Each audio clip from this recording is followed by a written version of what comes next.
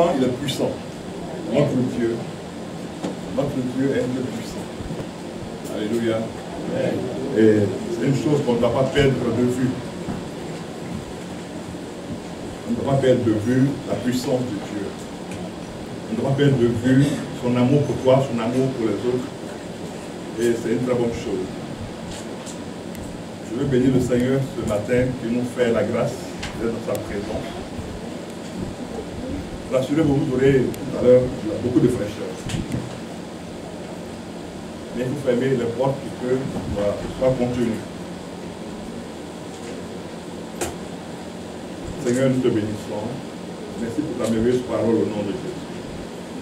Amen. Amen. Oui.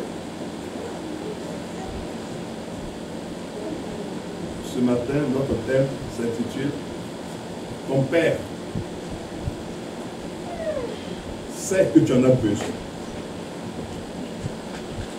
Il sait que tu en as besoin. Parce que des fois, on pense que Dieu ne sait pas qu'on a besoin de certaines choses. On se trompe pas énormément, largement, complètement et totalement.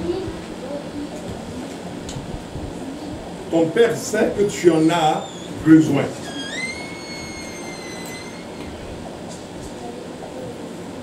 Ton Père sait que tu en as besoin. Besoin veut dire quelque chose qui est nécessaire pour toi, qui est utile pour toi et qui est vital pour toi. C'est pour cela que Philippiens dit, faites connaître vos besoins, pas vos problèmes. Les problèmes, les hommes les résolvent. Les besoins, Dieu il pourvoit. La résolution d'un problème, puis elle fait de pourvoir à un besoin. Les problèmes, les hommes les résolvent.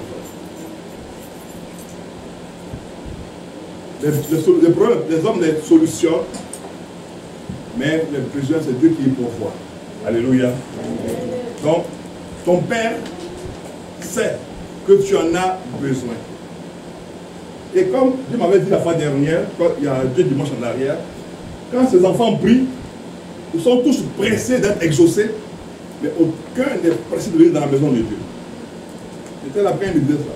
Il dit, aucun n'est pressé de venir dans ma maison, mais ils sont tous pressés quand ils prient que moi j'exauce. Mais quand il s'agit d'être dans ma maison, ils sont tous là. C'est pour cela qu'il y a des besoins qui tardent à être pourvus. Parce que s'il pourvoit à ce besoin, toi tu peux le lâcher. Il y a des personnes auxquelles Dieu a pourvu à leurs besoins rapidement, ils ont lâché Dieu. Et comme il ne veut pas perdre ses enfants, c'est pour cela qu'il y a beaucoup de besoins qui tardent. Parce que quand Dieu te bénit, je vais vous expliquer 2 choses que vous comprenez. Quand un homme se marie, pour qu'il ait un enfant, ce n'est pas un problème, puisqu'il est marié. Mais pour qu'il ait un enfant de qualité, c'est différent. Il y a avoir un enfant, et puis il y a avoir un enfant qui va impacter les autres enfants. Donc cet enfant va mettre du temps à arriver. Tout le monde veut se marier. Toi, tu peux mettre du temps pour te marier. Ça veut dire que quand tu vas te marier, il va avoir un impact à partir de ton mariage sur les autres mariages. Donc le diable, il sait que ce mariage est agréé et cautionné par Dieu. Et quand tu quittes la présence de Dieu, je ne dis pas comment ton mariage est criblé. Comment ton enfant est criblé. Tu te dis, mais je prie Dieu, mais Dieu est où? Non, tu ne pries plus Dieu, parce que Dieu et toi, vous aviez un rendez-vous régulier, mais tu es maintenant absent à ce rendez-vous. C'est pour cela que beaucoup d'enfants de Dieu ont des problèmes dans leur couple, et ils disent, ils prient toujours, et Dieu dit, non, tu ne me pries plus. Parce qu'on avait une relation. Il y a prié, et puis il y a quoi? Une relation.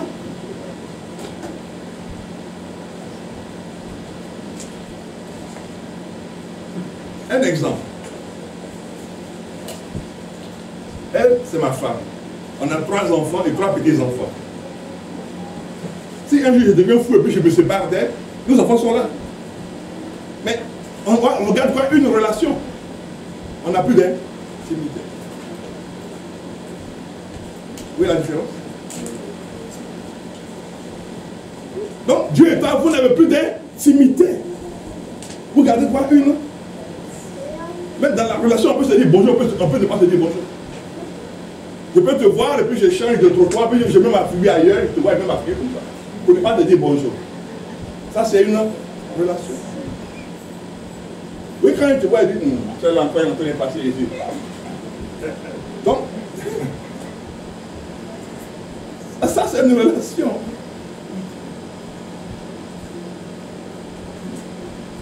Mais, oui, cherchez Dieu, vous comprendrez beaucoup de choses dans votre existence.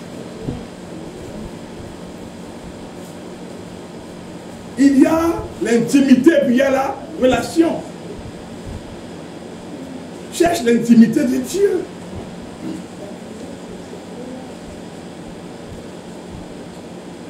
Cherche l'intimité de Dieu et tu vivras heureux, tu vivras heureuse. Parce que dans l'intimité, tu t'abandonnes. Où est la différence? Dans l'intimité, tu t'abandonnes. Tu n'es plus dans la réflexion. Réflexion parle aussi de protection. Dans une relation, il y a la réflexion qui fait que j'ai une protection. Je me préserve. Ah, c'est dans la relation. Dans la relation, il y a la protection. Je protège mon cœur, je protège beaucoup de choses que je ne veux pas te dire. Mais dans l'intimité, je me livre à toi. Et beaucoup d'enfants de Dieu ont des problèmes d'intimité avec Dieu. C'est pour cela que des choses tardent. Dieu n'est pas un Dieu de relation, il est un Dieu d'intimité. Il a fait monter Moïse où? À la montagne. Il a fait Élie monter où? À la montagne. Il a fait Jésus monter où? À la montagne. L'intimité est actée. La chose est établie. L'intimité est établie. Elle est actée. Donc si tu n'as pas d'intimité avec Dieu, je veux ce matin t'enseigner à avoir une intimité avec Dieu. On a beaucoup d'intimité avec la télévision. On a beaucoup d'intimité avec les réseaux sociaux. On a beaucoup d'intimité avec les films.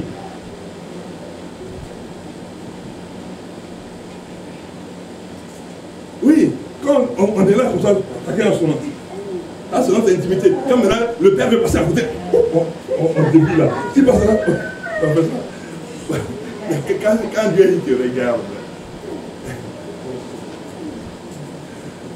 on a beaucoup d'intimité, mais pas avec Dieu. Et on s'étonne.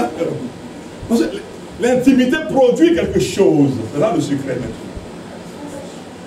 De l'intimité naît quelque chose de précieux.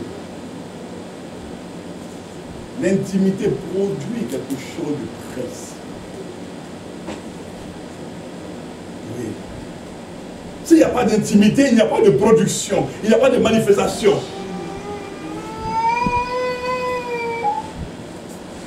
L'intimité produit quelque chose de précieux.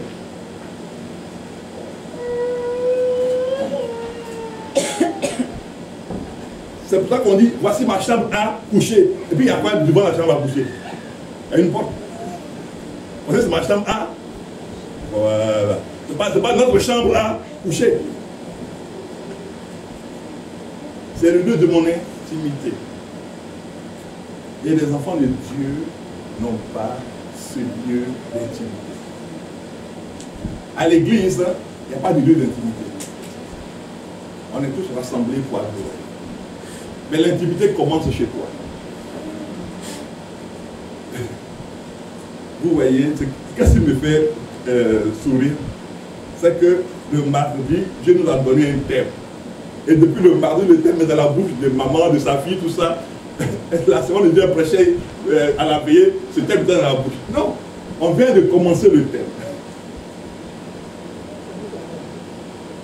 Ça veut dire que Dieu a fait un travail dans nos cœurs. Le thème c'est tout est accompli. Donc comme il y en a qui ne viennent pas le mardi c'est le temps d'enseignement. Donc, venez le dimanche, on va adorer ensemble. Mais le mardi, nous on sera ensemble. Le mardi, on n'est pas pressé pour finir le thème. Parce que tout est accompli, renferme beaucoup de choses. Beaucoup de choses imaginables et inimaginables. Je le redis. Dans le tout est accompli, cela renferme des choses imaginables et inimaginables pour toi comme pour moi. Et si tu n'es pas là, tu ne peux pas en avoir la révélation. Moi-même, je ne sais pas. Il m'a seulement dit, enseigne ce thème-là. Terminé. Lui, il va faire le reste.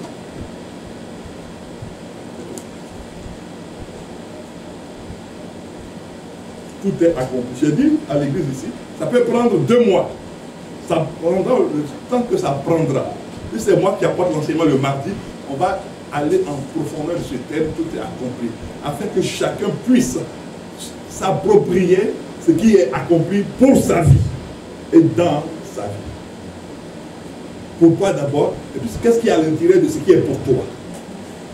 Pour que tu puisses vivre avec le fait et la pensée que quelque chose a été accompli pour toi et que tu en deviens maintenant possesseur. Et quand tu marches avec ce qui est accompli, ça change tout. Même tout à l'heure, quand je venais, le Seigneur m'en parlait encore par rapport au tout accompli. Et je me réjouissais de ce que je comprends maintenant le sens de ce verbe accomplir. Mais là n'est pas notre propos de ce jour. Ton Père sait que tu en as besoin. Amen. Excellent Père de grâce, que ton nom se soit béni. Merci pour ton amour et ta bonté. Sois béni et loué au nom de Jésus. Amen. Merci pour ta merveilleuse parole. On va aller dans Matthieu 6. Matthieu 6, 6.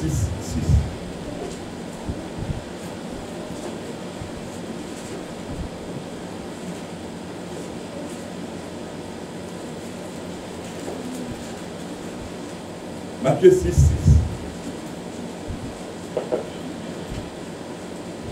Mais quand tu pries, entre dans ta chambre, ferme la porte et fais quoi? Danse, c'est ça? Et prie. Donc, en entrant dans ta chambre, qu'est-ce que tu es en train de faire? Non, pas d'abord l'intimité, tu te sépares. Il y a d'abord une séparation avec les autres qui sont au salon, avec les autres qui sont à la cuisine, avec les autres qui sont sur les réseaux sociaux, avec les autres qui sont à la télévision. Tu te sépares. Donc déjà là, il y a un temps de séparation.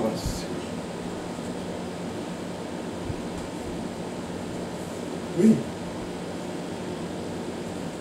La première séparation, c'est que tu laisses ceux qui sont en train de regarder leurs films, leurs informations. Moi, c'est BFM TV que je mets 24 heures sur 24.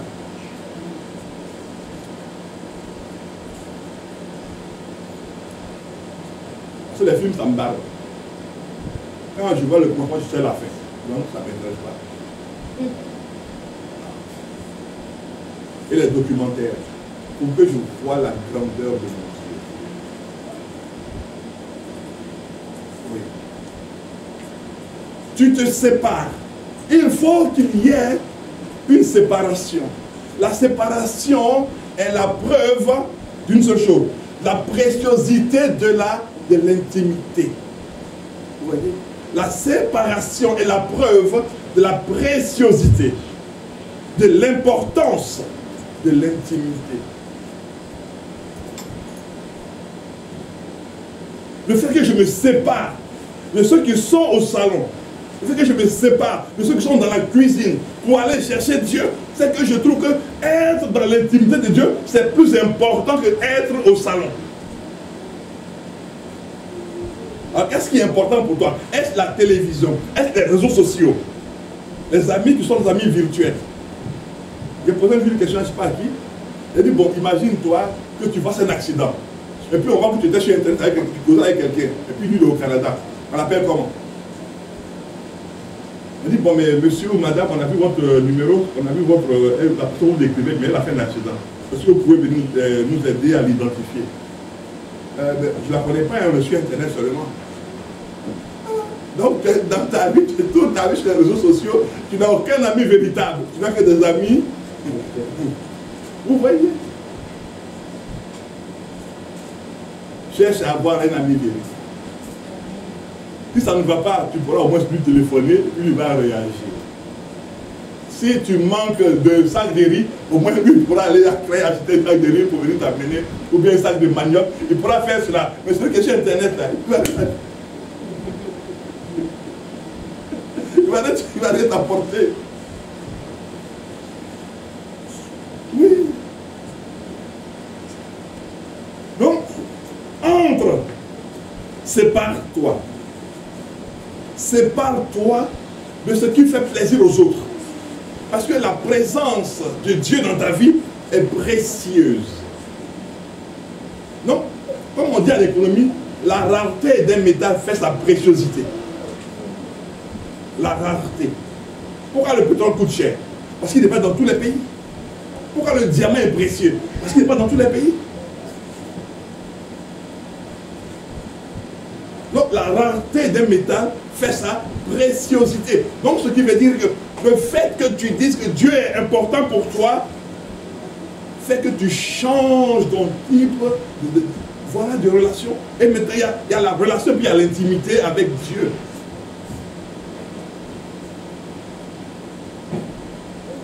Regardez ce que Jésus a fait. Jésus, quand il allait sur la montagne, il a pris 3 personnes. Pierre, Jacques et Jean. Ils sont entrés où? Dans son intimité. Quand il allait pour la fille de Jairus, il a pris encore qui? Pierre, Jacques et Jean. Les 3 sont entrés où encore? Dans l'intimité de la résurrection. Donc, c'est là qu'ils ont été impactés. Donc, vous voyez, dans cette intimité, tu finiras par être quoi? Impacté. Donc, l'intimité impacte la vie des gens. L'intimité impacte la vie. L'intimité bouleverse la vie. L'intimité affecte la vie. C'est ça, impacter. Affecte ta vie. Dans l'intimité avec Dieu, tu ressors pas comme tu es rentré. Dans l'intimité avec Dieu, tu ressors avec des oreilles nouvelles. Parce que tu n'es plus à... C'est-à-dire que tes oreilles s'habituent maintenant à la voix de qui? De Dieu. Tu ne t'habitues plus à ta voix, tes oreilles ne sont plus habituées à la voix des discours des hommes, ni à la voix des acteurs de cinéma, ni à la voix des journalistes, mais tes oreilles s'habituent à la voix de Dieu. C'est important. L'intimité avec Dieu. Il dit, entre dans ta chambre. Premier élément de la chambre.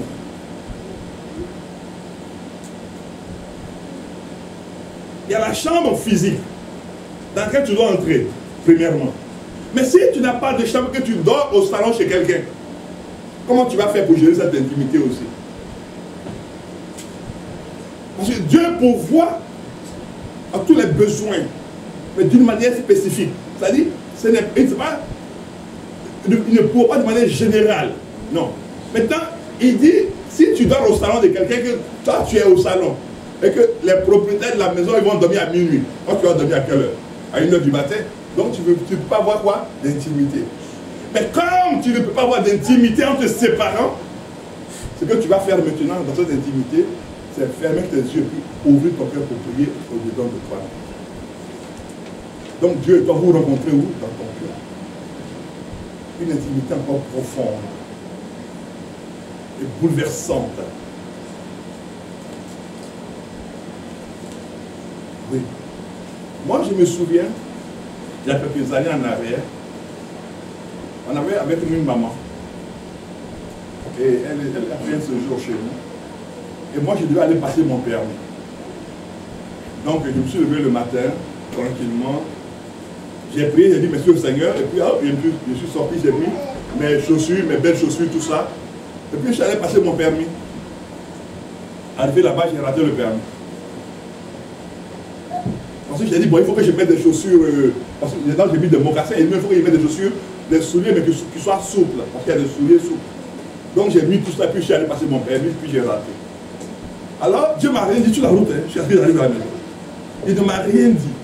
C'est arrivé à la maison, je me suis assis, et puis là, maintenant, il fait mes yeux, je suis en train de pleurer, il me dit, tu as mis ton beau pantalon, tu as mis tes belles chaussures. Est-ce que tu as eu ton permis? Je suis assis là, la femme assise devant moi, la maman est assise là, je monte assis. Et la maman dit, pasteur, je te regarde, tu as pu sourire ce jour-là. Dis-nous, qu'est-ce qui se passe?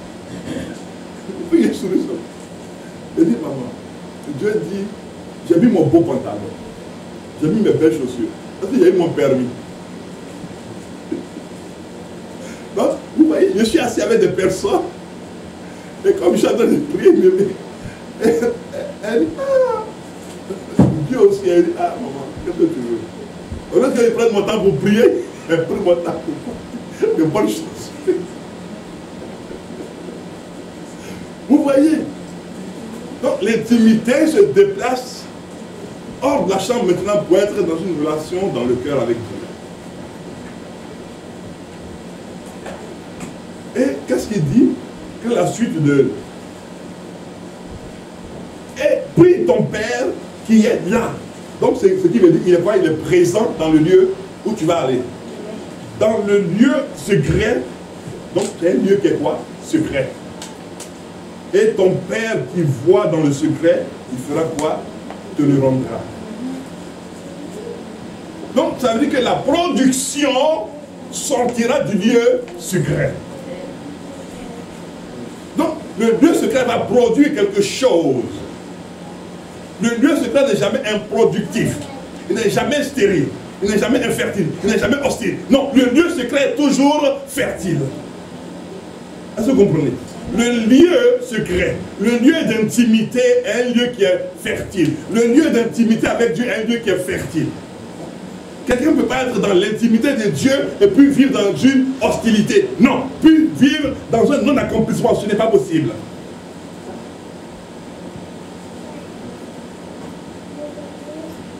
Ce n'est pas possible. Bibliquement, ce n'est pas possible. Des gens peuvent trouver des tas de raisons qui les trouvent. Mais moi, je dis ce que dit la Bible. La Bible dit, et ton Père qui voit dans le secret te le rendra. Il te rendra quoi?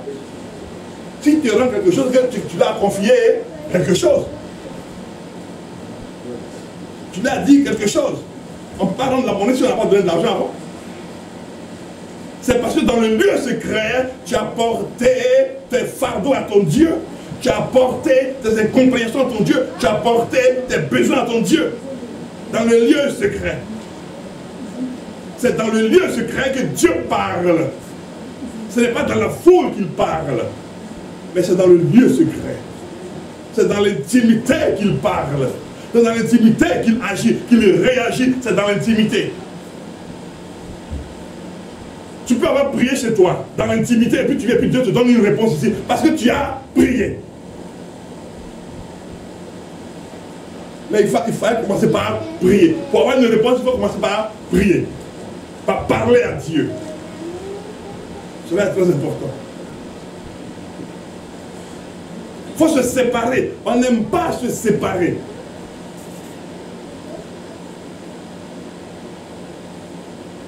Non. Il faut se séparer. Il faut aimer se séparer. Il faut aimer se distinguer et être distingué. Parce que nous, on fait attention, et bien qu'est-ce qu'ils vont dire? Non.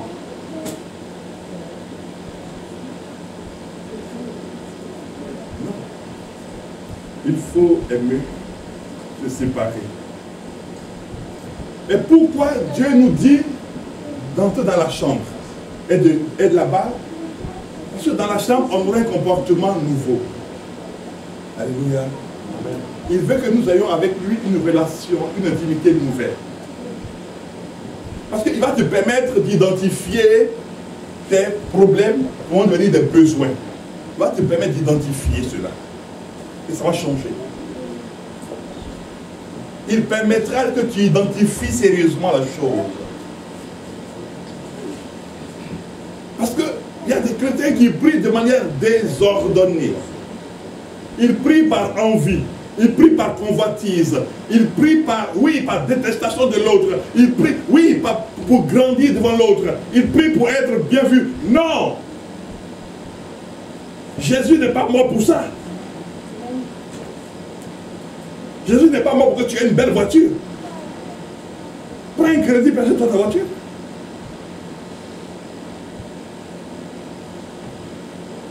On confond tout. Les chrétiens confondent tout. Non, je suis chrétien. Non, moi, je suis le fils du roi des rois. Donc, je suis un prince. Donc, je dois marcher dans les hauteurs. Tu plaisantes. Jésus a marché sur la terre. Pourquoi tu n'es pas au courant? Jésus, le seul fils de Dieu, il a marché sur la terre. Il a mangé du pain que les gens ont fabriqué sur la terre.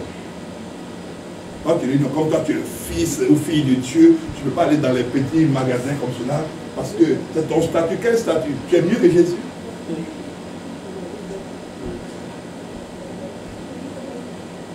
Tu es mieux que Jésus. Vous voyez comment les chrétiens se créent des problèmes? Allons, on va voir. Allons au verset 25. C'est pourquoi je vous dis, ne vous inquiétez pas pour votre vie et de ce que vous mangerez, ni pour votre corps de quoi vous serez vêtu. La vie n'est-elle pas plus que la nourriture et le corps plus que le vêtement? Wow. Oui.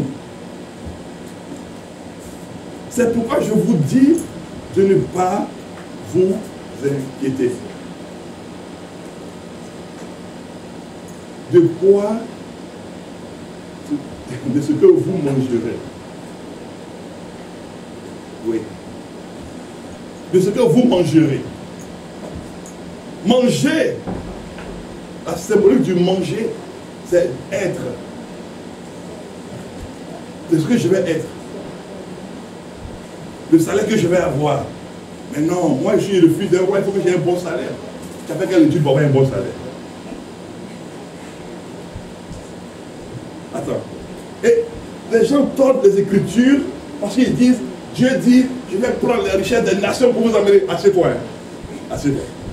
Et puis Dieu va aller prendre des gens qui ont travaillé toute leur vie, et puis prendre leurs richesses, et puis lui les appauvrit, comme il ne les a pas créés, comme il n'a pas souffert pour les créer, il prend tout et puis dit, vous mourrez de faim. Mais j'ai mon enfant à moi-même, il me tient à cœur, je lui donne vos richesses, et puis lui il fait rien, c'est un fainéant, c'est une paresseuse, et puis je lui donne tout, vous allez mourir de faim. N'importe quoi.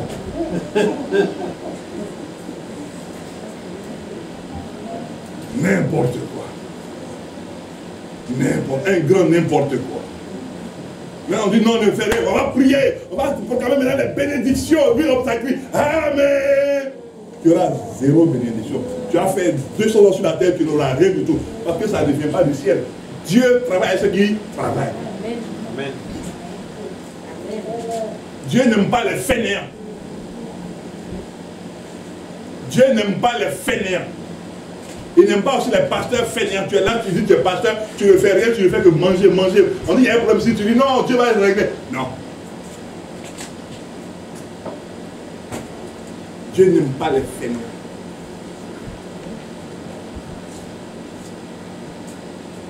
Regardez dans la Bible. Le premier homme qu'il a créé, il dit il faut que tu travailles. Le premier homme. Il n'a même pas de responsabilité. Il n'a rien. Il n'a ni femme, ni enfant. C'est bizarre quand même. Il n'a pas de loyer à payer. Il n'a pas d'impôt à payer. Il n'a rien à payer. Et puis Dieu lui dit quoi? Bon, comment le Dieu qui fait travailler son premier homme sur la terre, son propre fils sur la terre, d'abord premier, et il le fait travailler. Et toi, tu vas dire, non, Dieu dit, il va prendre la richesse des méchants, et puis il va venir me donner, et ça, moi, je dois m'asseoir, et puis je ne dois pas aller faire mes courses à Leader, ou à Simpli, ou à Chose, mais je dois faire mes courses, je ne sais pas où, parce que moi, je suis l'enfant du roi des rois. Assieds-toi. Assieds-toi. Peut-être que c'est un temps de jeûne que tu as aussi pour toi. Donc, si tu ne manges pas, ce n'est pas grave. Nous, on va te donner nos sujets de prière. Si tu fais, je crois, une semaine sans manger, tu vois qu'à la fin, tu as te lever dans le Seigneur. Pour moi, tu vas travailler. quand tu vas commencer à te lever, parce que les enseignements qu'on reçoit sont souvent tombés. Quand tu vas commencer à te lever pour aller chercher le travail, c'est là que Dieu va ouvrir la porte. Mais si tu es assis chez toi, assieds-toi.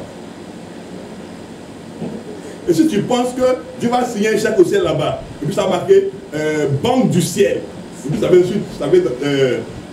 dans ta boîte aux lettres. Parce que des fois, la banque te fait un chèque de banque. Donc lui, il te fait un chèque de la banque du ciel. Puis le chèque, il vient, un ange apporte ça, parce que c'est toi l'enfant de Dieu. Puis il met ça dans la boîte aux lettres, là tu prends, tu dis, waouh, banque du ciel. Waouh, ça c'est la signature de Dieu. Oh, oh, oh, oh. Moi-même, je suis béni, c'est pas possible. Mais tu vas perdre. Non. Soyons un peu plus réalistes. Alléluia. Amen. Et soyons bibliques. Soyons bibliques. Parce que Dieu répond à sa parole. Donc, il dit la nourriture. La nourriture. Il y a des gens qui aiment dire que moi je mange bien chez moi, mais moi je ne mange pas la même chose 2 fois. Moi. Et puis après, l'autre il mange la même chose tous les jours pendant 1 semaine. Est-ce qu'il est malade? Est-ce qu'il veut se plaindre chez toi? Vous voyez comment déjà il y a la comparaison qui est. Ah oui, mais tu sais que, oh là là, moi hier j'ai mangé telle chose, oui mais... Bon, ton frère, lui, à côté, il n'a pas l'argent pour manger, pas acheter le poisson, ni la viande. Quand tu viens, tu dis, ah, ma femme a fait du rôti hier, vraiment, mais j'ai pas tout fini. Et puis après, moi, je voulais manger du poisson le soir. Bon, ton menu est pour faire quoi avec? Vous voyez? Là, c'est un comportement de païen. Parce que les païens, ils vivent dans la comparaison.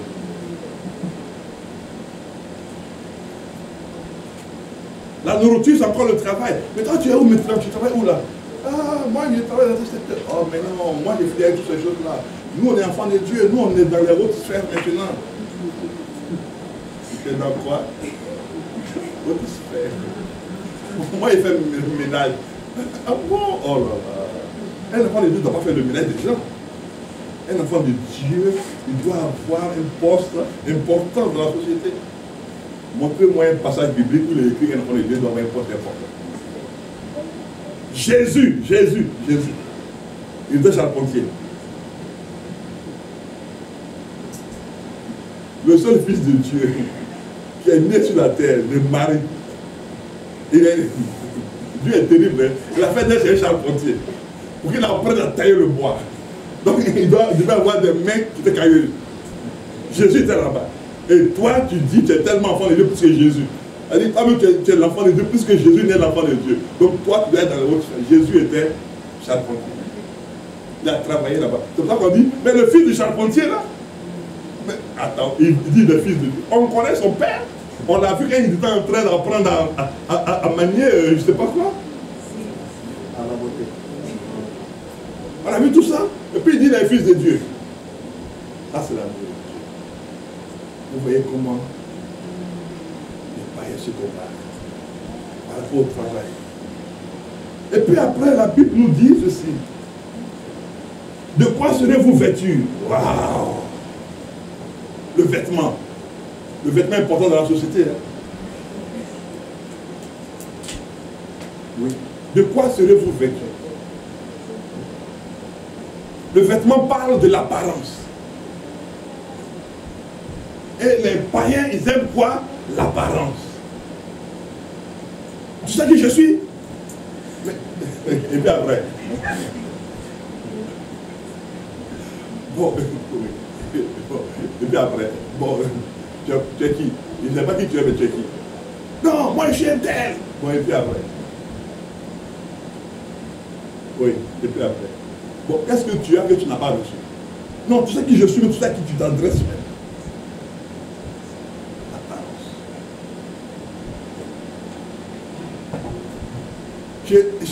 Dans les mariages africains, c'est qui va être le mieux sapé. Comment? Et puis ils sont chrétiens, hein? Mais il faut que chacun montre que c'est lui qui est sapé plus que son frère qui est à côté. Bon, et nous qui n'avons rien, alors comment on fait? Vous savez, les différents ont trouvé, les différents disent, il y a les uns, il y a les autres, et puis il y a les etc. Vous voyez, comment les gens tombent. Donc, le vêtement, le paraître, les gens qui veulent paraître, la plupart du temps, à 95%, ils ne sont rien. À 95%, ils ne sont rien. Ils ne sont rien et puis ils n'ont rien. Et puis après, non plus, ils ne sont rien, ils n'ont rien, mais ils ne valent rien non plus. Mais oui. Moi, je peux vous montrer des gens à Abidjan avec lesquels je suis en train de marcher. Quand tu as dit que tu es à ta maison, si tu rentres dans ton rappeur, tu ne vas pas croire. Et quand tu regardes dans la rue, tu vas lui donner, tiens mon frère, tiens 100 francs CFA. Mais rentre chez lui. Mais non, c'est celui qui n'a rien. C'est celui qui n'a rien. Quand il est dans la rue, quand il monte son pantalon, et puis il va, quand tu le vois, quand les filles le voient, vraiment, j'ai vu un gars aujourd'hui qui m'a dit, mais comment il était sapé. Il a mis toute son économie dans son habillement. Il n'a pas payé son loyer, il a mis du loyer dans l'habillement. Et puis, il entasse les relances d'impayés. Mais il n'a pas de relance d'habits non payés. Il est toujours sapé, mais il y a les relances d'impayés. Courant impayé, gaz impayé, tout est impayé, mais il est sapé. Et puis quand maintenant, on est tous là, puis tu sais qui je suis? Tu sais qui tu t'attaches là, hein? Et puis il a un peu son costume.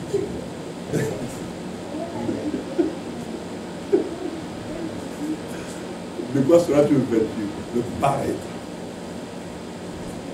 Ne paraissons pas, soyons. Alléluia. Amen. Ne cherche pas à paraître, sois. Le vêtement ne fait pas l'homme. Le vêtement ne fait pas l'homme. Jésus, son vêtement n'a pas dit qu'il était fils de Dieu. Le vêtement ne fait pas l'homme. Mais pourtant, son vêtement a guéri quelqu'un.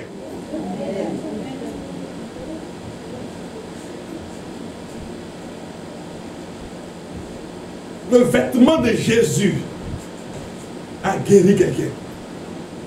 Non, le vêtement ne fait pas l'homme. Il dit, de quoi seras-tu vêtu? Donc, ton apparence, tu tiens, pour toi l'apparence est très importante. Mais Dieu te dit, non, ce n'est pas ça qui est important. Je veux une intimité avec toi. Laisse les apparences. Est-ce que vous comprenez maintenant? Laisse les apparences. Et puis sois dans l'intimité avec moi. Parce que je sais donc ce dont tu as besoin. Les apparences fatiguent. Parce que le fait que tu veuilles paraître, il faut que tu imagines toutes les stratégies. Il faut que la chaussure parte avec le costume et que la chemise, et qu'il y ait une chevalière. Tu as d'abord une alliance du malin, mais il te faut une chevalière. Après la chevalière, il faut que tu ailles te faire coiffer pour que tout soit...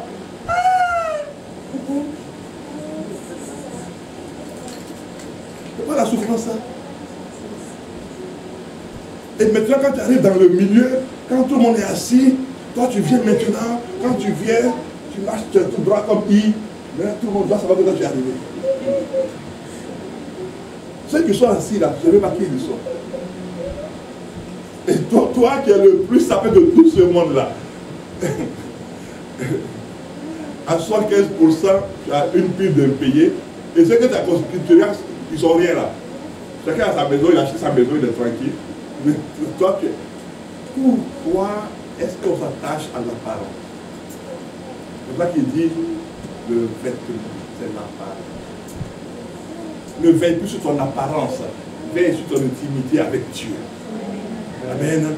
Veille sur ton intimité avec Dieu. C'est la chose que ton Dieu te demande ce matin. Oui, pourquoi Dieu te demande cela ce matin? Allons, tu vas comprendre. Allons dans Jacques 4.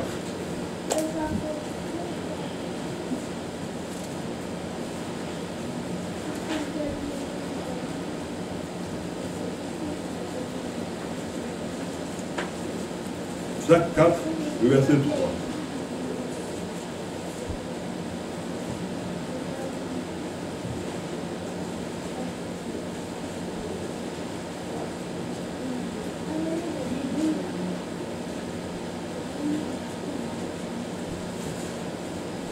Jacques 4, verset 3. Vous demandez et vous ne recevez pas parce que vous demandez bien. Mal. Ah bon? Ah oui, vous demandez mal. Dans le but de faire quoi? De satisfaire vos passions. Waouh! Vous voyez, Dieu met l'accent sur une chose sur laquelle on ne met pas l'accent. Dieu met l'accent sur la passion. La passion des habits. La passion du paraître. La passion d'être connu et reconnu dans la société. Mais tu demandes, tu ne reçois pas parce que tu demandes très mal. Et là, ça veut dire, tu demandes, ça dit quoi? Ça veut dire que tu demandes en comparaison de ton frère ou de ta soeur. Je reprends. Tu demandes en comparaison de ton frère ou de ta soeur. Comme ton frère a ceci, toi tu veux avoir cela. Cherche plutôt à limiter dans les bonnes choses. Tu dis, bon, mon frère a fait telle étude, moi je fais les mêmes études. Oui, cherche à limiter dans ce sens-là. Mais ne te compare pas à lui pour dire, non, comme lui il a acheté une voiture, moi il me faut 2 voitures. Comme il a mis un costume, moi il me faut... Mais tu vas prier, tu ne recevras pas. Parce que tu demandes mal dans le but de satisfaire une passion. C'est-à-dire, quelque chose, tu es envieux. Tu es envieux. Mais comment un chrétien peut-il être envieux à ce point? Waouh!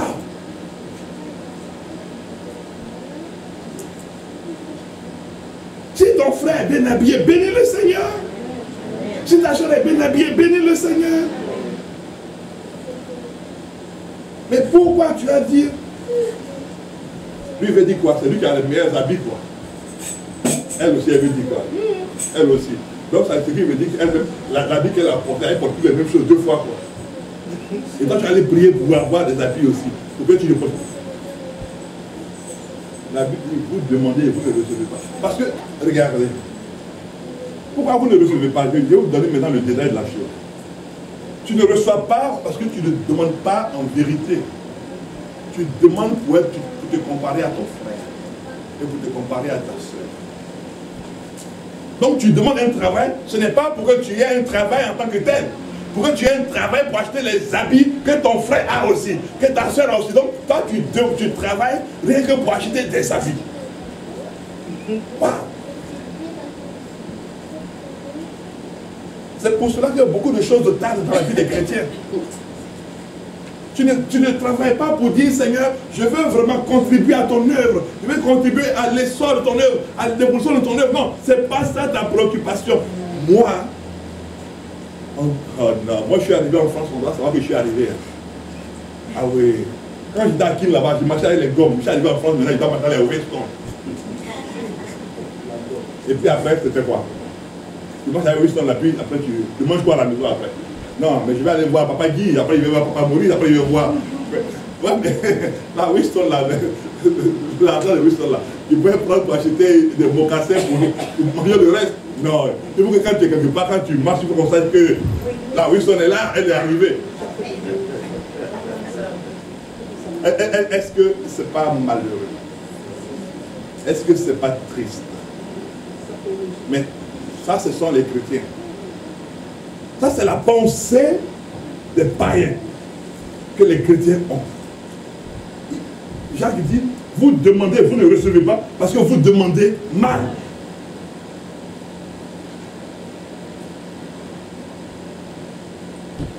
Vous demandez pour assouvir une vengeance. Mais le frère, il n'a rien fait.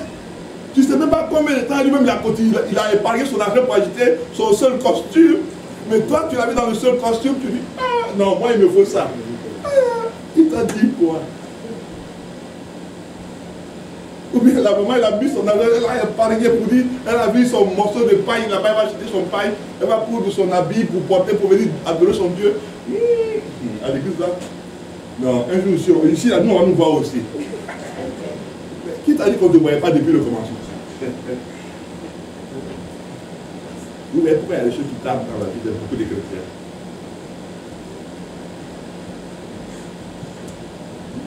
Non, mais moi, quand je me mariais, Non, à l'église, ils vont savoir ça le jour. Le jour où je vais me marier.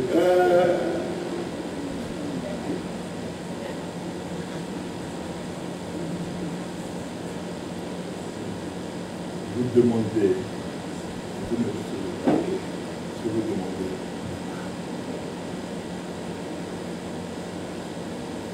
Non, le jour que je vais me marier, la traîne de ma robe là. Trouve d'abord quelqu'un pour te marier. Puis on verra pour la traîne. Non, on a vu des mariages là, non, tout ça c'est rien. Mais moi, le jour que je vais me marier, à mon mariage là, non.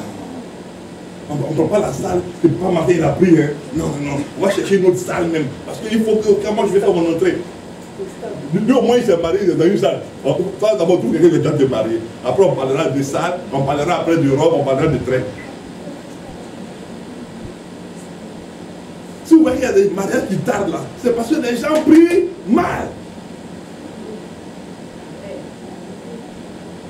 Oui. Comment tu peux être omnibulé par la vie de quelqu'un d'autre pour dire non, moi je vais faire, moi je serai.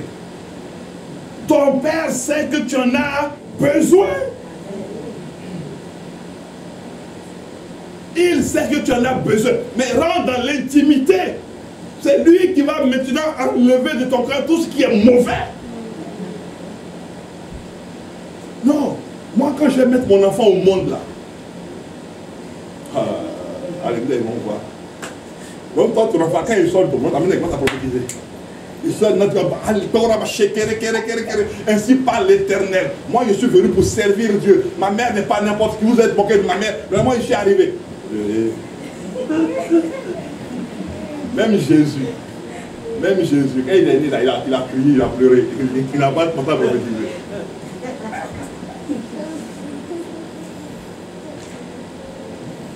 Non, moi, mon enfant, non. Quand on va venir à l'église, il sera habillé. Et puis il sera assis correctement. Il ne va pas courir comme les autres enfants. Hein. Non, non, non. Les enfants mal polis l'église. Et puis ils courent n'importe comment. Amène le temps ce qu'il a fait à l'église. Les autres, au moins, ils couraient, non?